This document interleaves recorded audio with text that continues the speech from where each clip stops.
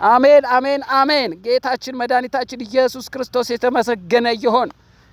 ነገሮቻችሁን በጌታ በኢየሱስ ስም ወደፊት ጣሉ። እግዚአብሔር ይሞላዋል። በጌታ በኢየሱስ ክርስቶስ ስም በማመን ወደፊት ጣሉ። እግዚአብሔር ያትረፈርፈዋል። የእግዚአብሔር ቃል ሲናገር እንደዚህ ይላል። በባህር ዳርም ቆመው የነበሩት 2 ታንኳዎች አየ። አሳ አጥማጆች ግን ከእርሱ ውስጥ ወጥተው መረቦቻቸውን ያጥቡ ነበረ።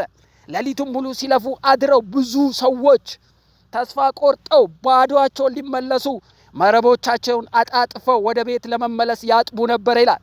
ወገኔ ተስፋ ቆርጠሃል? ነገሮች ባዶ ሆኖባቸዋል? እግዚአብሔር እንደዚህ ይላል፣ ነገሮቻችሁን በጌታ በኢየሱስ ክርስቶስ ስም ወደፊት ጣሉ ይላል።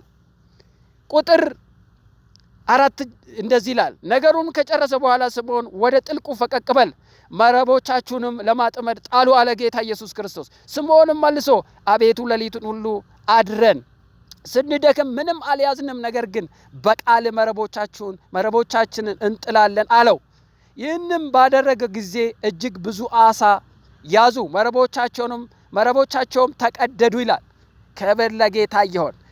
መረቦቻቸው ከመሙላቱ የተነሳ ያ አጣጥፈው አጥበው ባዶአቸውን እያዘኑ ለመመለስ የወሰኑ ሰዎች በጌታ በኢየሱስ ክርስቶስ አምነው ሲጥሉ መረቦቻቸው ሞልቶ እንደገና ሌላ ኃይል ጠየቁ። ቁጥር 7 ላይ በሌላ ታንኳ የነበሩትን ጓደኞቻቸውን መጥተው እንዲያግዟቸው ጠየቁ። መጥተውም 2 ታንኳዎች እስኪጠቡ ድረስ ሞሏቸው ይላል። ክብር ለጌታ ይሁን።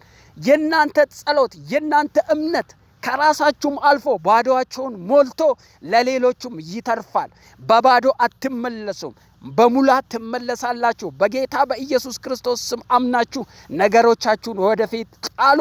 እግዚአብሔር ይሞላዋል፣ ያትረፈርፋል። አሜን።